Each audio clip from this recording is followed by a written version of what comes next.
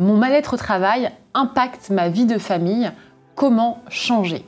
Bienvenue sur cette vidéo où on va parler aujourd'hui de mal-être au travail et d'impact sur la vie de famille. On va parler à quel point ça va être important et pesant quand notre mal-être professionnel impacte notre vie personnelle. Si tu ne me connais pas encore, je suis Charlotte, je suis la fondatrice de Charlotte K.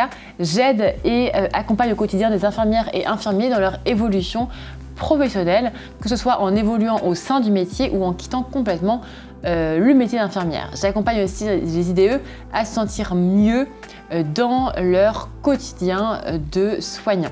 Donc aujourd'hui, on va parler de comment faire quand mon mal-être professionnel impacte ma vie de famille. Avant de commencer du coup à donner des astuces, d'abord j'ai envie de te parler de à quel point le mal-être au travail peut impacter justement la vie personnelle. Et d'en prendre conscience déjà, peut-être que tu en as déjà conscience, mais c'est vrai que c'est malheureusement fréquent que quand on est mal au boulot, on a du mal justement après, quand on rentre, à profiter de sa vie de famille, à être bien dans la vie perso. Et c'est quelque chose dont il faut avoir vraiment conscience, c'est quelque chose qui est vraiment trop récurrent je trouve, que du coup, comme on se sent mal au boulot, du coup on n'arrive pas à profiter, à se sentir bien, à être ressourcé, même quand on a une vie perso qui est riche, qui est épanouie. Et donc du coup, son mal-être peut après impacter à force de sa vie de famille et du coup on commence à être moins bien dans son couple, moins bien dans sa relation avec ses enfants, même moins bien avec ses proches par exemple, et du coup c'est la dégringolade. Et là tu te demandes sûrement mais comment faire pour justement que mon mal-être n'impacte plus du coup ma vie de famille. Donc évidemment la première chose ça va être de soigner le mal-être bien évidemment, mais c'est vrai que ça peut prendre du temps et par exemple quand on est en burn-out, quand on est un peu dans une impasse niveau professionnel, c'est pas toujours évident de trouver tout de suite une solution. Et par contre la vie perso à côté commence un petit peu à prendre cher et elle commence à souffrir de tout ça.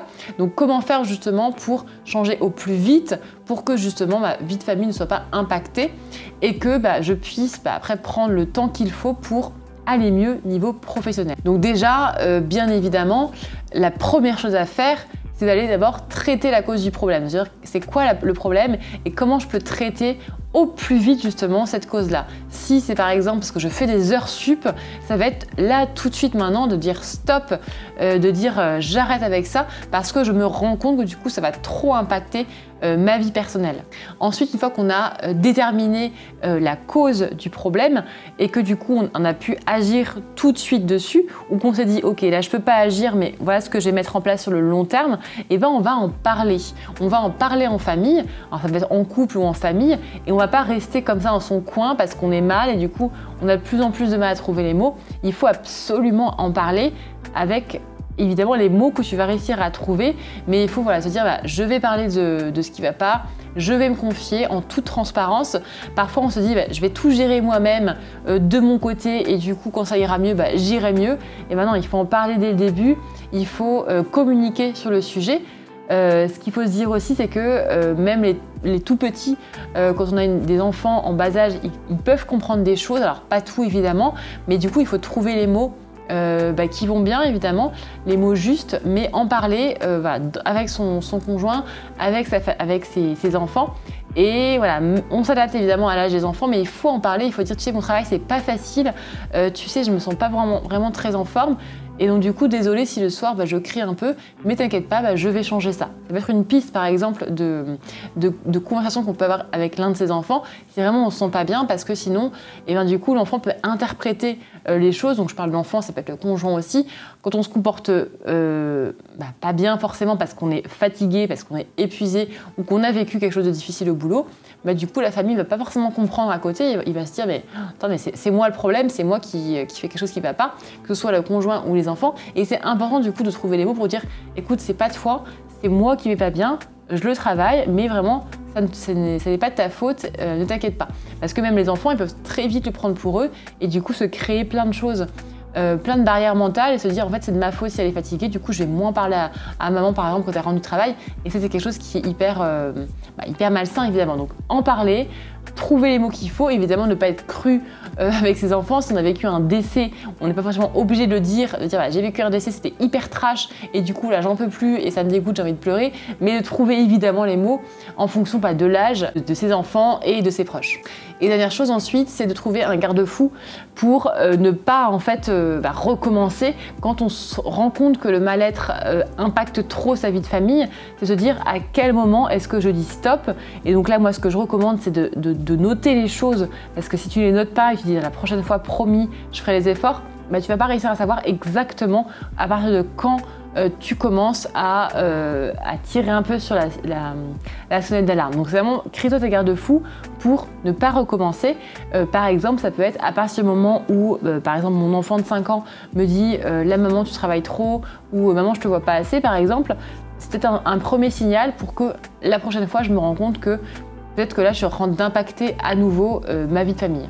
Donc voilà, note-toi vraiment très précisément à partir du moment où je me rends compte que je crie tous les soirs sur mes enfants, ou à partir du moment où quand je pars au travail j'ai une boule au ventre, c'est que du coup il y a quelque chose qui ne va pas, et remets-toi un garde-fou parce que sinon après bah, évidemment si, même si là ça va mieux, peut-être que par la suite ça va recommencer. Donc crée-toi des limites, parlez-en en famille aussi, parce que c'est pas que tes limites à toi, c'est ceux de ta famille aussi, pour que du coup à partir du moment où ta vie professionnelle impacte ta vie de famille, du coup, là, tu puisses te dire, ok, là, il y a quelque chose qui ne va pas.